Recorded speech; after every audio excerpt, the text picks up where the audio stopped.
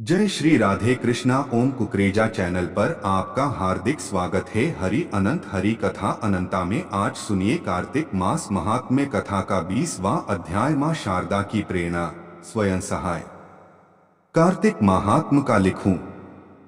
यह 20वां अध्याय। अब राजा पृथु ने पूछा, हे देवर्षि नारद, इसके बाद युद्ध में क्या हुआ तथा वह दैत्य जलंधर किस प्रकार मारा गया?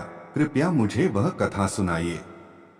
नारद जी बोले, जब गिरिजा वहां से अदृश्य हो गई और गंधर्वी माया भी विलीन हो गई, तब भगवान वृषभध्वज चैतन्य हो गए।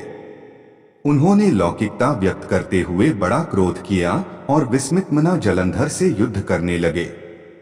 जलंधर शंकर के बाणों को काटने लगा, परंतु जब काट न सका तब उसने उन्हें मोहित करने के लिए माया की पार्वती का निर्माण कर अपने रथ पर बांध लिया। तब अपनी प्रिया पार्वती को इस प्रकार कष्ट में पड़ा देख लौकिक लीला दिखाते हुए शंकर जी व्याकुल हो गए। शंकर जी ने भयंकर रौद्र रूप धारण कर लिया। अब उनके रौद्र रूप को देख कोई भी दैत्य उनके सामने खड़ा होने में समर्थ न हो सका और सब भागने छिपने लगे। यहाँ तक कि शुंभ निशुंभ भी समर्थ न हो सके। शिवजी ने उन शुंभ निशुंभ को शाप देकर बड़ा धिक्कारा और कहा, तुम दोनों ने मेरा बड़ा अपराध किया है। तुम युद्ध से भागते हो, भागते को मारना पाप है। इससे मैं तुम्हें अब नहीं मारूंगा, परंतु गौरी तुमको अवश्य मारेगी।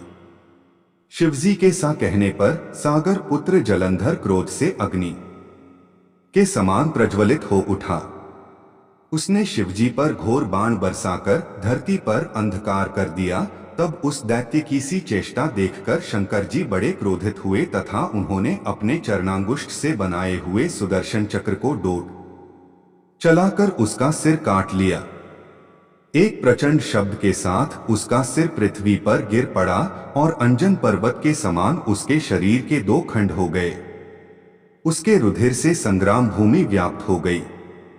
शिवाज्ञा से उसका रक्त और मांस महारौरव में जाकर रक्त का कुंड हो गया तथा उसके शरीर का तेज निकलकर शंकर जी में वैसे ही प्रवेश कर गया जैसे वृंदा का तेज गौरी के शरीर में प्रविष्ट हुआ था।